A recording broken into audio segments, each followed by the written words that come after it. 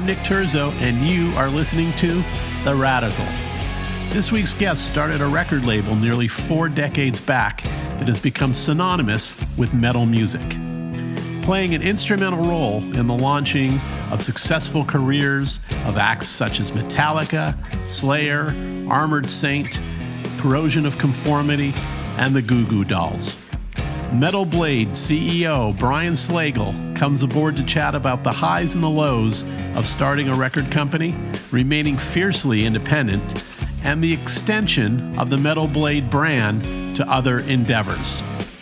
Coming up, my conversation with Brian Slagel.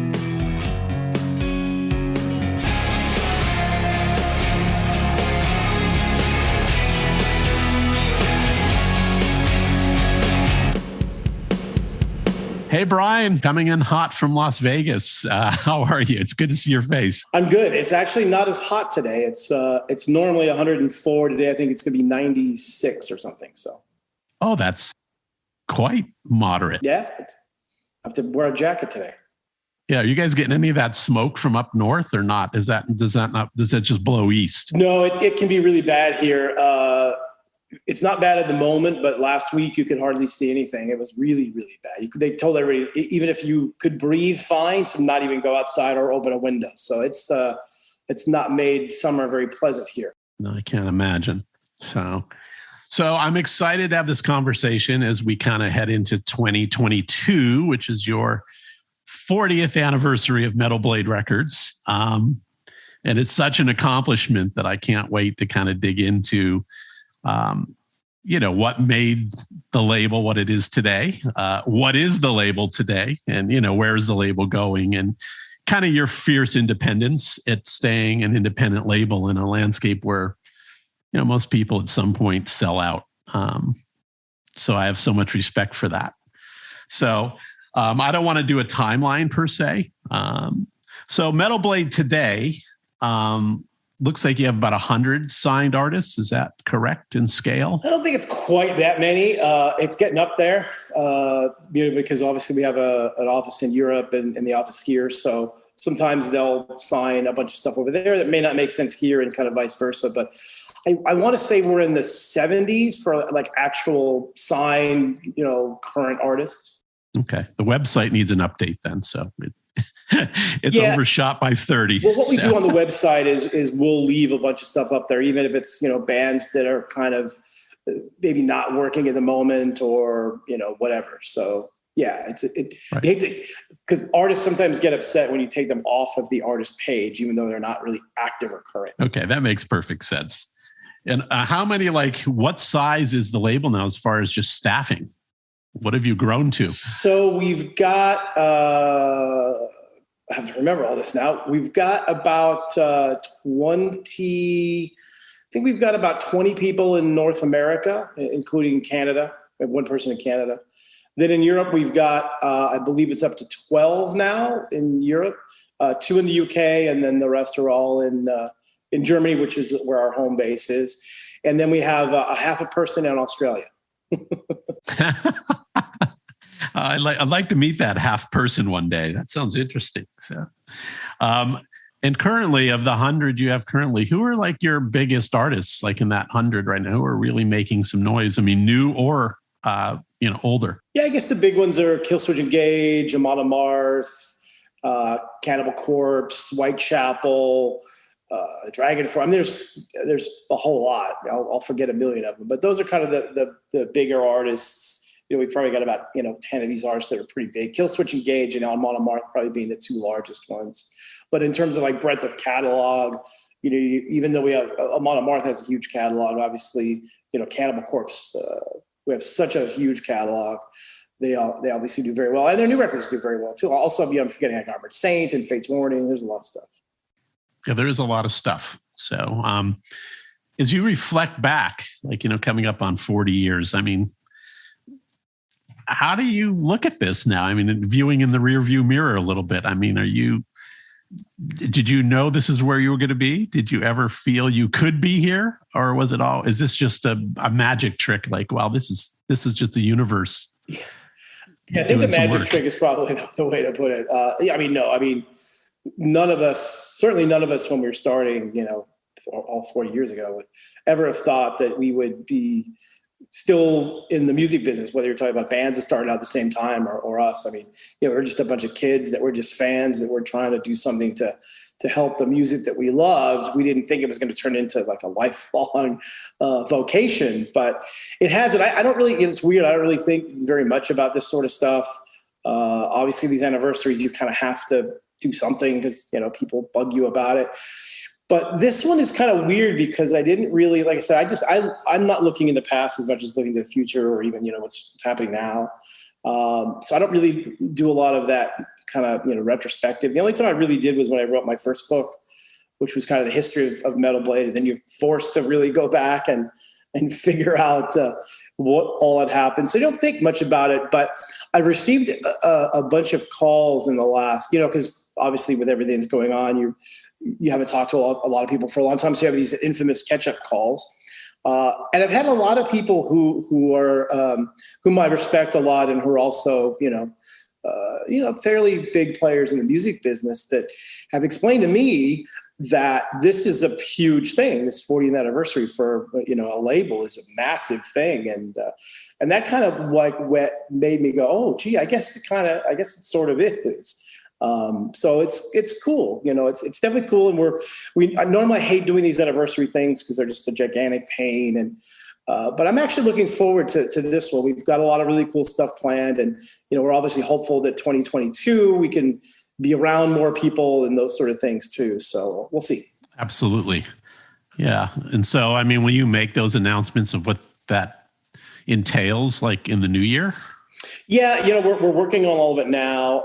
The like party / live portion of it is a little tricky because we just don't know where things are going to be next year and at what point it's going to be better. So we've got a lot of things planned, and I don't think we'll announce any of that stuff until we get a little further along the line to kind of see what the story is. But we've got a couple of really super cool things that I can't say yet. But one thing that I really wanted to do that kind of brings everything full circle, not to sound cryptic, but and it was surprisingly really easy to put together, at least so far, knock on wood.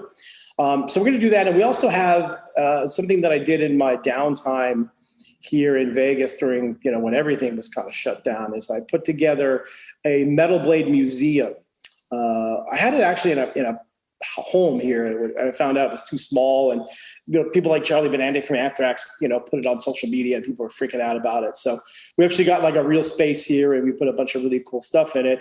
And the plan was to launch it this year along with Psycho Fest, which is this big festival here in Vegas. But alas, things are what they are. So we haven't done it yet. So we're going to launch it in 2022, and that'll be probably a big part of what we do next year to celebrate. Great. Is there a date I should mark on my calendar next year? Zero to be dates. In Vegas? It's too early to tell. Dang. We're not sure. Hopefully sometime in 2022. That's all I know. Just trying to get my cheap hotel rooms. Yeah, it'll do the whole year. You should. So when you wrote the book, was that on an anniversary when you did that? Yeah, I did it for the 35th anniversary because we were trying to figure out what to do. We've kind of done, everything. We've done box sets and we've done tours. We've done all this stuff. A lot of people have kind of been bugging me to write a book about the history of the label. And I thought, well, let me do it now. It's a 35th anniversary. And I still have some whips about me that I can remember some of these things. So yeah, I ended up doing it. Actually, surprisingly, I thought it came out all right, but the response has been pretty great. So I'm doing a follow-up book now, which will probably also be coming out next year. It's just kind of more stories, more in-depth stories. A lot of people were asking about a lot of obscure bands and other stuff that I didn't really talk about. So there's more stuff like that. That's awesome. Well, having known you now for, around 34 years, 33 years, I'm kind of shocked when I go on Twitter and see you have almost 75,000 followers. Me too. And what's interesting to me, though, is that, you started as a fan, obviously. You did the Metal Massacre compilations, and this is all based on fandom and your passion for the music, right? And building a community. And you built this community, which, everyone talks about social media doing that. I mean, you did that in the physical realm, really. But now looking back, it's kind of like, well, social media does this all the time now. But it's fascinating how easy, like not an easy transition. It's an interesting transition though. Yeah. Social media for us on a variety of levels has been incredible. I mean, I don't think that we as a label would have the reach that we have to the fans and even the bands, it's direct contact with the fans. And instead of going through an intermediary like a magazine or a radio station or whatever, we can have direct contact with the fans, keep them informed. And, it's been a phenomenal platform. And I think for us, it's really helped our business 100-fold. I can't even say how much it's helped. But for me, it's funny because, I got on Twitter really, really early. And a couple of friends of mine who, music executives were like, "What are you doing on Twitter? Don't go on there. It's going to be a nightmare." And I got, "Really? Okay. Well, I like Twitter, so I'm going to go on." And, between Twitter and Instagram and, I'm on Facebook, although I kind of hate it, but I'm just there because I put these pages up, so I got to keep it going, I guess. But it's been really great. I mean, I don't know how many years I've been on Twitter for a long time, but I've really had hardly any negative interactions, knock on wood. Everybody's been really great and it's really fun. And I've met a lot of really amazing people that I probably never would have met if it wasn't for those sort of mediums. So it's fun. I like doing it. And same thing. I'm like, how 75,000 people follow me? All right. Well, I mean, it's even crazier. Like the Metal Blade socials are just insane. The numbers are just, again, astronomical, which is, thanks everybody out there for following us. That community is great. Well, I've been on since 2007 and I think I have 310 followers. So I'm obviously using Twitter to its maximum potential. Right. So as you think, as you think about the label now though, like from a business side of things, was there, look, I always felt the sense that you had not a hockey stick, but you had a steady business from the very beginning. I mean, was there ever like a point where it got to you like, look, this is a challenge now for me. It's getting too big. It's getting too, I've got to deal with finances now. It's not as fun anymore. I mean, was there ever a bridge you crossed or a kind of an inflection point where you were like, this isn't working for me? Well, there's growing pains, obviously. And, I came into this with zero skills, really. I learned everything by making as many mistakes as humanly possible. But I did learn from making those mistakes. And that's the one thing I think is why people ask, how have you been able to survive all these years? I think because we learned from making mistakes and try not to make them again. Also, we embrace whatever the new technologies are instead of running away from them. Even the file sharing stuff, we figured out a way to make it work for us and the artists. And treating the artists really good. So, but it's certainly a business and it took a long time to learn. I don't know that there was a really tipping point where I thought, oh my God, this is too much or too little. I'm luckily surrounded by a lot of amazing people our staff is incredible. And many of them have been there for, over 30 years. So they've, obviously helped tremendously in making this thing work. But I will say, I think the one moment where I did think it was going to end was in the late 80s when vinyl stopped being vinyl and CDs came in and replaced it basically. And everybody was telling me, stop making vinyl, it's going to go away. And the retailers are going to switch to CDs. And I was like, no, I grew up with vinyl. Vinyl's never going to die. So I didn't listen to anybody. And we kept making and sending out vinyl. And literally it was in 1 week, all of the chain stores just decided in 1 week, okay, that's it. Vinyl's out. We're shipping all of it back and we're only going to do CDs. And so we got so many returns. And for people that don't know about the music business, physically still mostly is a consignment business. So whatever you sell to the stores and they pay for it, they don't sell it, they can send it back to you to get credits. So at that point I owed, $150,000, $200,000 to our distributor because we're so in debt. And, they were trying to help me as much as they could, but they really, was not much you can really do. So I had to finance the company on credit cards for about 6 months until we can get back on our feet. But that was the only time where I really thought this might be it, or it's too much or whatever. But somehow we persevered. It's like anything else. The cliches, you hit a big roll, you fall off the horse, you get back on, all those sort of things kind of do actually make sense. Yeah, because I'd always felt like having a friendship with you, I never really felt that stress from you about that, and it's interesting with, having known, Jonathan and Bruce from Sub Pop, for a while and trying to help them out with like a distribution arrangement back in the day, the stress they felt, you know what I mean? They got in some real dire, early 90-ish situations that were a little clearer. And I never got that sense from you. You were a stoic, or you figured it out. I didn't ever get that sense. Yeah. I think, I don't know. It's weird. Like look, there's a lot of stress. There still is a lot of stress. There's stuff that happens, and, not everything's going to go the way you want it to go, obviously. But we were able to get, I always felt that we would be able to get through it. Like the 90s, obviously people talk about for metal not being a great decade, and it was kind of underground. But for us, a couple things happened. Number one, the underground was still very big. Like we had bands like Cannibal Corpse, 6 Feet Under, King Diamond, Merciful Fate. All were selling like, a couple 100,000 independent records, which was a lot of records back then. By the way, all those bands, well, King Diamond and Merciful Fate, I failed to mention earlier, some of our bigger bands too. Bad on me. So we kind of survived, and, we also pivoted, like I mentioned before, we, as you well know, we did a lot of marketing and promotion for, Alice in Chains, of course, Guns N' Roses, Soundgarden, The Love Bone, all these, really great new grunge artists that I loved, that Faith No More, that needed some underground help. And, we were like, hey, we can do that. And these metal radio station stuff are transitioning to playing this stuff. To me, it all sounded like metal anyway. It just was a little bit different image.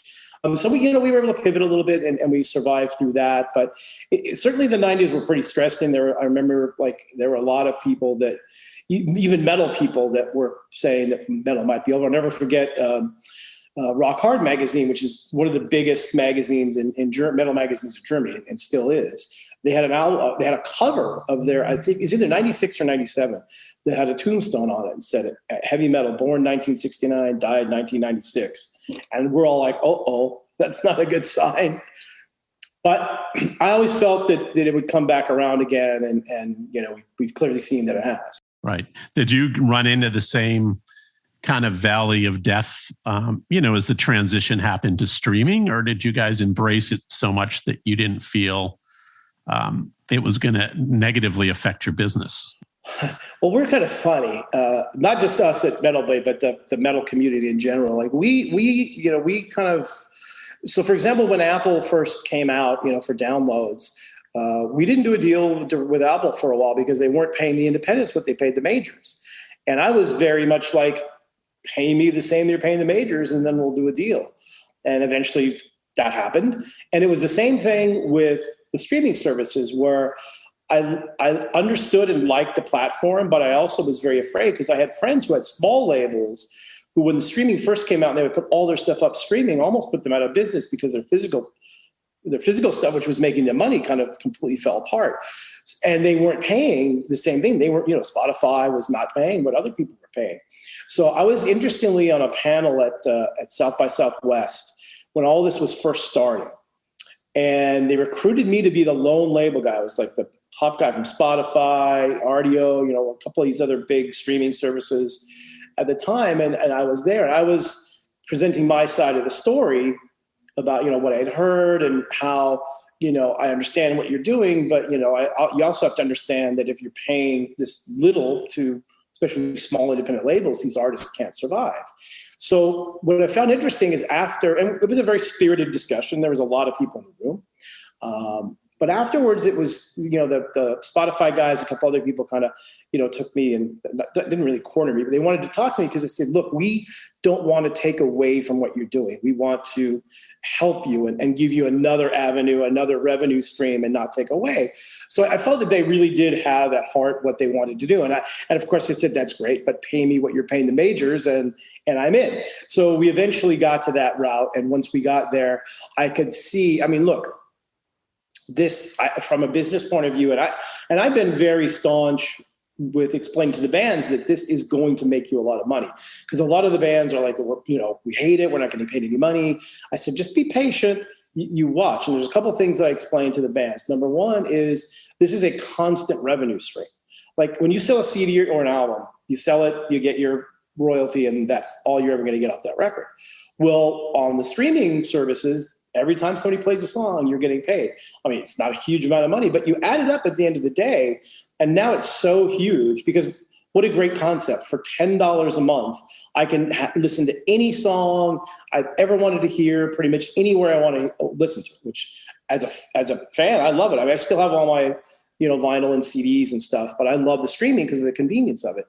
And now we're to the point where, we're giving bands, 6-figure checks for, streaming stuff. So it's finally come around full bore. And for us, it's been another one of those things that really has helped us continue to thrive, because now, again, you're not manufacturing as much product, because you obviously have to, as a label, we have to manufacture all this stuff. So we're spending all that money. So we're spending less on that. It's clear there's no money to spend really on the streaming other than marketing promotion. So it's kind of helped the business on a cash flow basis too, where our cash flow is much better now as well. Yeah, it was prescient of you to understand the value, because the market for catalogs today wouldn't be what they were if this kind of innovation hadn't happened to it. I mean, it really turned it into its own, I hate to use the word about music, but its own asset class. Mm-hmm. So you were definitely right about that. Was there ever, look, you've had like a wide variety of artists. I mean, you've had some comedians sign like Jim Brewer and, early on, our friends, the Goo Goo Dolls. Was there ever a point like just artistically or curation wise where you kind of felt like, we're reaching too far, let's stay in our lane? Or was every one of those explorations valuable in their own way?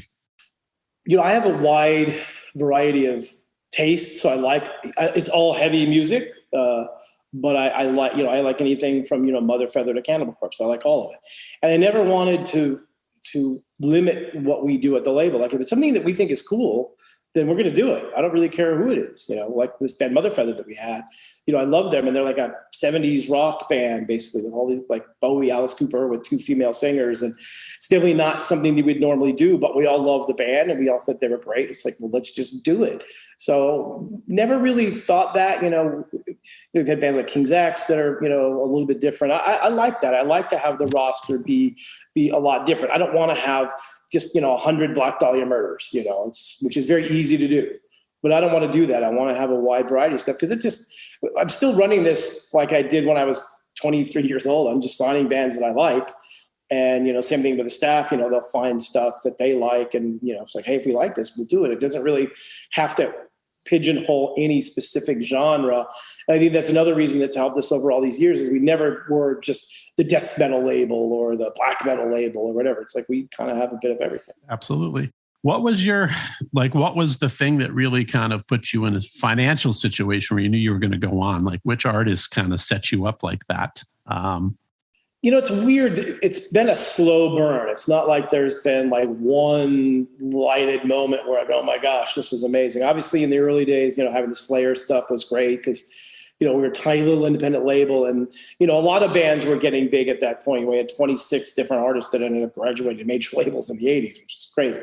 Sadly, most of them didn't do as well as we hoped they did, but, that certainly helped. And then, obviously the Goo Goo Dolls, having gold and platinum records in the 90s was a big help for us, because it certainly also helped us, just survive and navigate the whole, kind of 90s stuff. But yeah, there's never been it's not like we've had a year where it went from 0 to 100 or whatever. It's like every year's kind of good. And, there's some years better than others, but it's been a pretty slow, steady climb. It hasn't been any sort of real, huge bumps, which I think is good, because that, I've seen it happen to so many labels where, somebody has a couple of huge records, they have all this money, and all of a sudden they change the way they do business, which may not be the smartest thing to do. Right. Which I think I may have felt a couple times. I think I may have worked at one of them. It will go unnamed, but it's funny. Do you have any, who most disappointed you? Like, was there an artist you signed or a couple that you said, these guys are so dang good, and it just never connected with the community or commercially?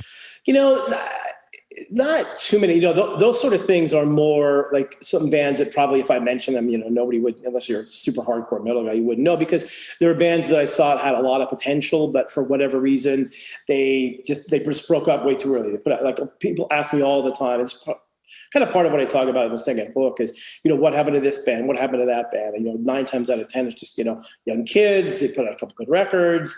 And now there's that decision process. Do we try to be a band and make the effort to do that? Or do we do what our, parents say, go to college, or our girlfriends say, don't go on the road, or boyfriends or whatever. So, that's kind of what happened there. The one band, though, the one kind of thing when people ask me this question, I go back to is Armored Saint. I always felt from day one that they were going to be one of the biggest metal bands of all time. And it just never really happened for them at that level. And we put out a record, Symbol of Salvation, that came out in 1991. That's, probably a really important record to me because it was their guitar player. It's a big, long story, but, they had got dropped from Chrysalis and their guitar player passed away from leukemia.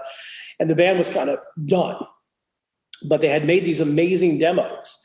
And I felt we can't let this music die. It's too good. So we kind of recruited the band to get back together.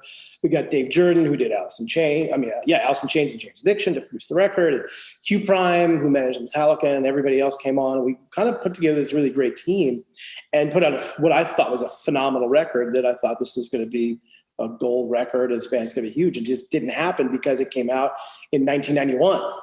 I think if it would have came out in 1989, it would have been huge. But by 1991, everybody was like, no, we're not into this metal stuff anymore. So that's the only one kind of thing that's really frustrating to me. But that being said, the band's had a great career. They're putting out amazing music now. They're doing tours. They're having fun. They're making some money in addition to everything else. So it kind of turned out the way it was supposed to for them. So, who knows what would happen if they would have been big back then.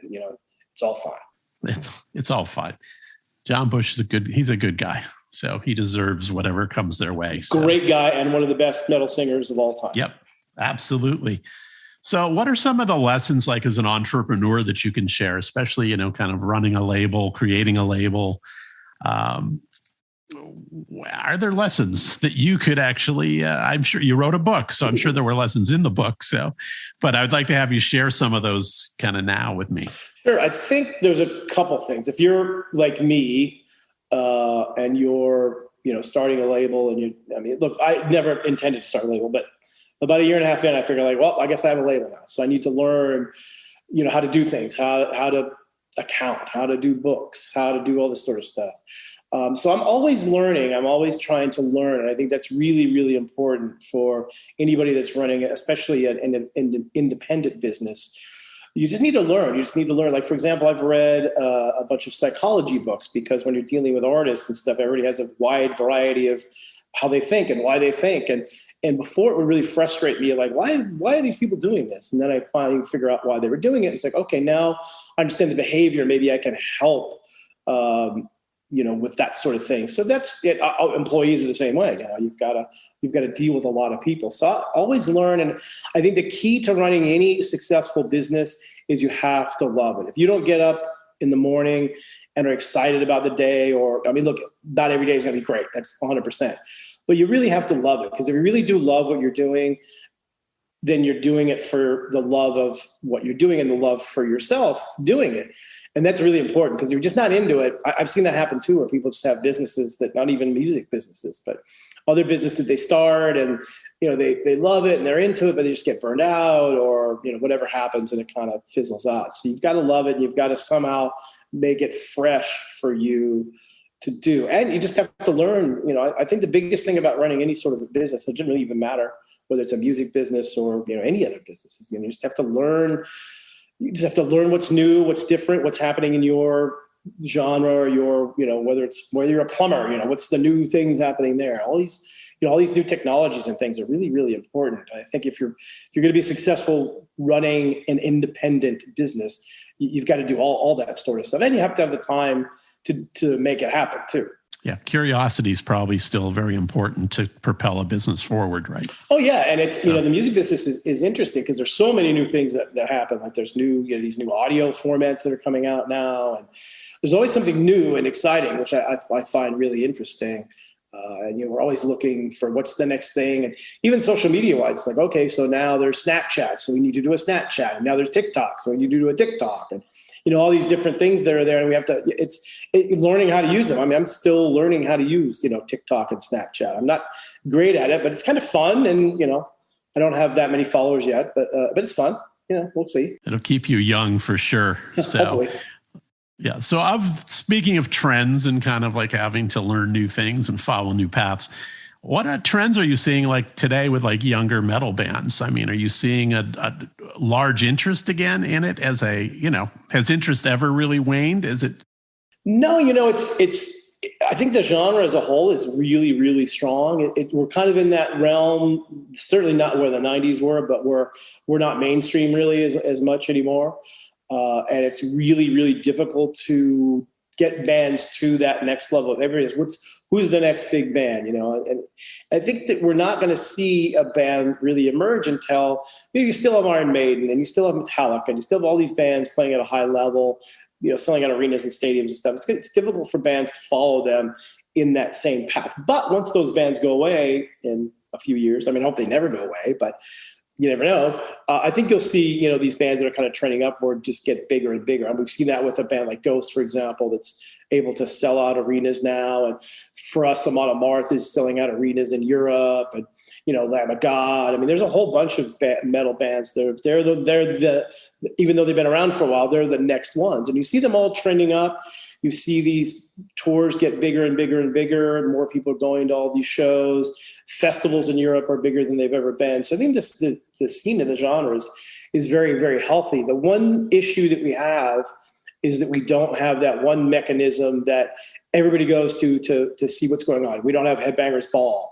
We don't have MySpace. You don't have any of these things where everybody goes to say, what's the new cool thing? You've got all these playlists on Spotify and Apple Music and wherever, and that's great, but there's millions of them. So it's really difficult to cut through all that noise and all that stuff out there. It literally is taking us 10 to 15 years to really kind of break a band into that, kind of next level, which is kind of crazy, but that's just the way it is. Dude, it's like a biopharma company. It's taking you that long. Yeah, it's right. Crazy. No, that's a big investment. Just like they have to do. That's kind of insane. And I was thinking, with the on-ramp of like touring, right? And COVID did whatever it's done the last couple of years now. But even prior to COVID, with the lack of clubs and clubs closing and gentrification all over the place, how are these touring and live is so important to this genre. Like, how are these young bands going to even find venues, to build an audience? Yeah, they do exist. And certainly social media is helpful because you can build something even without touring through social media. But there's enough venues out there. We see, it's really interesting to see what's happening. This makes me very excited too. We're seeing a proliferation of record stores. There's new record stores opening all the time, which is great for us because we sell. That's really what got us through the pandemic, because we sold so much physical product. It was insane. And we would have sold more if we could have manufactured it, but vinyl manufacturing is always pretty tough. And you're also seeing, small clubs open up. Just for example, here in Vegas, there's, let me think, 4 brand new live music venues under 1,000 people that are coming online in the next few months. And so it's like, this is just Vegas we're talking about. You're seeing that all over the place. And I do have to give credit to both Live Nation and AEG, who really, they're, trying to run all these venues, but they're very, very sympathetic to us. And we work with both of them, and they sponsor tours, and, they keep a lot of these venues going, which, and you can argue whether that's a good or bad thing. But for us, as long as any venue is there and they're having our bands play there, it's good for us. So all that stuff has worked out. So I don't think on the live music front, we were worried a lot about some of these venues going away because of COVID. But, a couple things, the Save Our Stages Act, and, the government actually came in and probably saved maybe 100 clubs that probably would have gone under. And same thing over in Europe. But then again, the places where clubs have gone under, there seems to be a line of people that now want to purchase them and continue having them continue to go on. Well, that's promising, then. It's not as dire as I thought. Knock on wood. Yeah, it looked kind of crazy for a while, but I've been pretty happy the last couple of months. Now that bands are going back out on the road again, seeing that, these clubs are still, for the most part, there. Yeah, well, I sense in that answer, the only regret you may have had is not buying a vinyl pressing plant through the years. Yeah, we want to, if anybody's out there that has one, we want to partner with you and buy you a machine or something.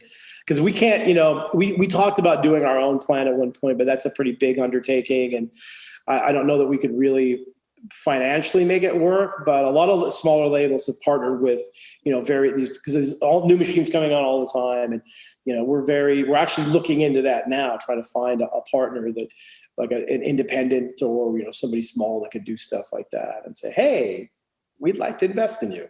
Yeah, because there's some people actually working on the concept of more environmentally friendly vinyl pressing, right? I mean, I don't know if that's present today yet or not. It's getting there, but there's a lot of companies now that are making, you can buy a decent vinyl making machine for, I don't know, like $120,000 or something, which is not a horrific price to get. Of course, you have to have people run it and all these other stuff. And, now with these new technologies for lacquers, that's easier to run now. And so it's getting there. It's certainly getting there. And I'm hopeful that I can't see this slowing down anytime soon. People keep saying the vinyl market's going to die out eventually, but they've been saying that for 10 years and it gets bigger and bigger. So I don't know. I hope not. And do the mastering guys still know how to make a lacquer? I mean, has that been lost with the younger guys, or did the mastering guys really know how to work with it? Yeah, it's a different technology now because it's more of a digital thing. So, but there's a certain trick to it. But even the old school guys are still really good. I mean, there's been a couple of records where the one thing I'm pretty involved in is, making of these records, especially just how they sound. And just, I don't say how they have to, but I will give my opinion for sure. There's a couple of records lately where, I don't know, it doesn't quite sound right. And then a mastering engineer gets a hold of it, like, oh yeah, it sounds great. Funny. That is funny. Well, I have to say, as a game man, my only concern about trends is that you need to bring back a lot more shirtless metal bands. I think that trend going away from that's a problem. Yeah, so right. In the summertime, they're there. So I want to be on record. All right. So up next you have, is the museum there a store too, or is it just a museum? I mean, are you selling anything? We're not selling it. We're only selling books and T-shirts there, but we do actually have this really cool little, it's not really a store necessarily, but it is a store. So there's a place called the Antique Mall of America here in Las Vegas. And one of my friends, when I first moved out here, said, you should check it out. They have a lot of cool stuff there. I'm like, okay. So I ended up going in there and walking around going, oh, this place is amazing. There's a couple of record stores in there. Basically, you can put all your stuff in a booth, set it all up. Then, people take the stuff out and they pay for it at the front counter. There's only one way in, one way out. And it's pretty inexpensive. It's like having a store, but without all the overheads. We have 2 booths over there where we have vinyl, CDs, collectibles, shirts, you name it. So it's like having a store, but not having a store. And it's 5 minutes from the strip on Las Vegas Boulevard. So it's pretty easy to get to. We've been doing really well with it there. Part of it was also we moved all of our warehouse stuff from California to Nevada because it's way cheaper. And just going close. So there's just all this cool stuff we have. It's like, it just kind of sucks of just sitting in these warehouses. So number one, that's kind of where the museum came about. And number two, that's kind of where the store came about. So we have all this cool stuff, all this collectible. Let's have it available so people can buy it as opposed to just sitting collecting dust somewhere. That's awesome. You got your own amusement park soon. Yeah, right. We're being in Vegas. It's fun because we're partnering with all these people around here. Like we're doing a bunch of branding things, which we never really did before because we always felt that should be a band thing more or less. But now all the bands are doing it. We're like, well, wait a minute. Maybe we have a brand. Maybe we should make a couple of dollars doing this. So a friend of mine actually here in Vegas that I knew for a while ended up, I had no idea because he was working in the nightclub industry and he was like one of the producers on that Dr. 90210 show, plastic surgeon thing, but he did all the branding for this guy. And I was like, really? Well, would you want to do that for Metal Blade? He's like, sure. So now we've got all these things rolling out. We have a beer that we launched during Slagel Fest. We've got a hot sauce. We've got a coffee.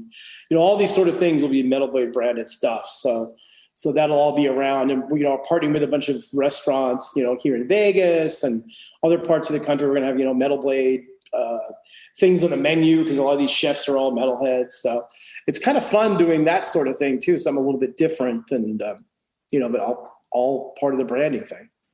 Brand extensions are fun. Yeah. So, and you deserve that after 40 years to have some of that going on. Might as well. So what's up next musically? I thought I read something where Slayer's kind of reissuing their early works with you guys. Is that true? Yeah. So we obviously, very unfortunately, Slayer is not touring or making new music anymore, which is kind of a bummer. So yeah, we partnered with them and kind of what's the word? What's the best word? Redid their deal, I guess, or something, so we could really get active and do a lot of reissues and stuff, which we haven't really been able to do for a long period of time. So yeah, we're putting out a ton of reissues. We just announced it today, actually. So if you go to metalblade.com or our socials or something, you'll see all the stuff there. But we're reissuing all 4 albums that we did with them: Hell Awaits, Show No Mercy, Live Undead, and Haunting the Chapel, vinyl, CDs, all sorts of stuff, upgraded packaging, different colored variants, all sorts of crazy stuff. So yeah, it's super fun. That's exciting. So cool. And so you also, aside from author, entrepreneur, whatever other crazy hockey fan, whatever other accolades I can send you, you have a show on Gimme Radio too that you do, like a little bit of a metal show there. Yeah. So during the whole pandemic and stuff, I did a couple of things. I was doing a lot of just mainly to see my friends because I couldn't see anybody. So I had a bunch of friends and bands and stuff on, these Instagram stories and Facebook stories, and Gimme Radio, which is I've been a huge fan of what they're doing for a long time. It's kind of a mixture of a radio station and Spotify. It's kind of puts it all together, and they're really good people. And I think the format is really, really interesting and cool. So they've been bugging me to do a show there forever. I just never had time because I always wanted to, but I never really had time. Well, guess what? Now I have time. So yeah, for about a year, I do it once a month, and I just pick, 2 hours worth of music to play. And there's a chat that goes along with it, which is kind of fun. So I try to do the live chat every month. I can't do it every month, but I'm there almost all the time. There are a lot of really great people there, and it's super fun. So yeah, it's something I've been doing for about a year and a half. And now as things get busier, I have to carve out the time a little bit more, but it's fun. So and it doesn't take that much time to do it. So. Right.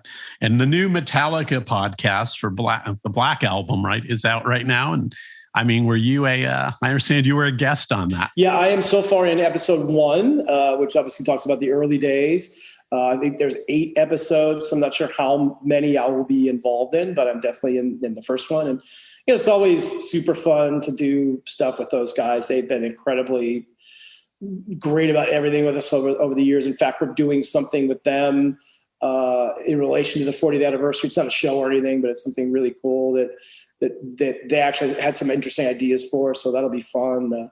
Yeah, it's always cool to do stuff with them. They're still my friends after all these years, and obviously they've had a kind of an okay career. Yeah, it turned out okay. They did all right. Yeah, I think it turned out okay. So let me ask you, when your profile kind of raised a little bit, and there's, as you said, there's like this metalhead community, whether it's chefs or whoever, athletes. Who have you been like most kind of surprised by that's kind of reached out to you through the years that had an interest in the music and your label? Well, so there's a couple of those things. So I'm a huge sports fan. So, big hockey fan, as you know, and, just all sorts of sports. So I've been lucky enough to meet a whole bunch of, NHL players. I did a podcast with Sean Rourke, who runs NHL.com for about 3.5 years, where we talked to hockey players and celebrities about their love of music. And it was Sean's idea. And I thought, yeah, but are we going to be able to get these guys to talk for more than 15 minutes? Because athlete interviews are boring. But you start talking music with these guys, a whole different story. It was amazing. So it was really fun. I met a lot of really great people through that, a lot of hockey players. And, one of my really good friends is a guy named Mike McKenna, who, played in the NHL for like 12 years now. He was an analyst for the Golden Knights. Now he's moving on to a different one, but he's a good guy. But you meet all these people that you just kind of go like, wow, that's really crazy. Like I've become friends with Todd English out here, who's like, one of the big celebrity chefs. And, he's a bit of a metalhead, and Jason Momoa, and there's just so many people you meet that you wouldn't think are big metalheads, but they are. And then you meet them, they're really nice, and they actually know what they're talking about, which is kind of crazy. Post Malone, that's another guy. Like I was out. He's from upstate New York, where I'm from, and Faley's from, right? So of course he is. Right. So he was at Slash played a show at the Whiskey that I was lucky to go to, and I was with Susie Cole, who runs the metal division of Apple Music, and Nurgle, the singer from Behemoth, and we were there, and Post Malone was there. And I'm like, oh, okay. And Susie knew him and said, oh, you guys got to meet Post. He's a huge fan. He's a huge fan of Behemoth too. I'm like, really? All right. So we met him, briefly, but super nice guy. And he was at the Slayer shows and just kind of crazy. John Varvatos, another guy's a big metalhead that I've hung out with a few times. Just, these guys that are just, they're iconic people. You don't realize, like, wow, really? They're into metal? Wow. They know who I am. That's bizarre. It's awesome. Well, you've earned your reputation, my friend. You've been at this, you've plowed the fields, so to speak. And so, yeah, you never know who's listening out there. That's the one thing I've learned of all these years. Like, wow, that's pretty crazy. Well, that's why I thought I'd try to do a podcast too. It's like, you know what? I have some experience as an A&R guy. Maybe it'd be interesting to share these stories and talk about creativity. So 100%. So cool. Well, listen, thank you for doing this. Happy 40th in advance. Thank you. I'm looking forward to another 40 years from Metal Blade Records. Sure. I know. It sounds frightening, but I don't put it past you. But thank you, and huge respect to what you've kind of built over 40 years. It's really impressive. Thank you, sir. My pleasure. This was fun as always, and good to see you. Glad you're doing well as well. So all good. Stay healthy, and I hope to get my invites to Vegas for whatever these events are in 2022. Yes, 100%. Great. Thanks, Brian. Thank you. Thank you for listening. This show originates from the podcast capital, Austin, Texas. My producer is Sean O'Neill. Visit theradicalpod.com for updates and even some merchandise. Also, please subscribe at Apple, Spotify, Stitcher, or wherever you listen to your podcasts. And I also ask that you please share episodes with your friends so we can continue to grow our community. See you all again next Friday.